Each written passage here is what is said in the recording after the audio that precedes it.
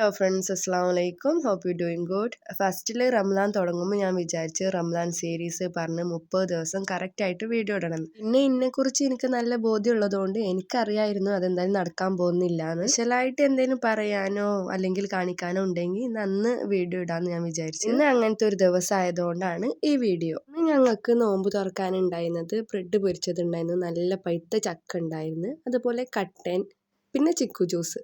എൻ്റെ ചെറുപ്പത്തിലൊന്നും ഞാൻ ആഗ്രഹിച്ചിട്ടും എനിക്ക് കിട്ടാത്തൊരു സാധനമായിരുന്നു ബ്രെഡ് പൊരിച്ചത്. കേൾക്കുമ്പോൾ തമാശ ആണെങ്കിലും സത്യമാണ് കേട്ടോ. അന്ന് എപ്പോഴെങ്കിലും അല്ലെങ്കിൽ വല്ലപ്പോഴെങ്കിലും ഒക്കെ ഇവിടുന്നോ കിട്ടുന്നതൊക്കെ ആയിരുന്നു കേട്ടോ. കൊണ്ടാണോ എന്നറിയില്ല, എനിക്ക് ഭയങ്കര ഇഷ്ടമുള്ളൊരു സാധനം കൂടിയാണ്. പിന്നെ എനിക്ക് എൻ്റെ ഉമ്മച്ചി എന്ത് ഉണ്ടാക്കി തന്നാലും എനിക്ക് ഭയങ്കര ഇഷ്ടമാണ് കേട്ടോ. ഞാനത് ഉമ്മച്ചിനോട് പറയുകയും ചെയ്യും. ഇപ്പം എല്ലാവരോടും കൂടിയാണ്. നമുക്ക് ഇഷ്ടപ്പെട്ടില്ലെങ്കിലും അതിനെന്തെങ്കിലുമൊക്കെ കുറ്റോ കുറവോ ഉണ്ടെങ്കിലും നമ്മളത് പറയാണ്ട് അവരോട് അത് നല്ല രസമുണ്ട് കേട്ടോ എന്ന് പറഞ്ഞാൽ അവർക്കത് ഭയങ്കര ഇഷ്ടമായിക്കാരം, അല്ലെങ്കിൽ അവർക്ക് ഭയങ്കര സന്തോഷമായിക്കാരം അത് കേൾക്കുന്നത്.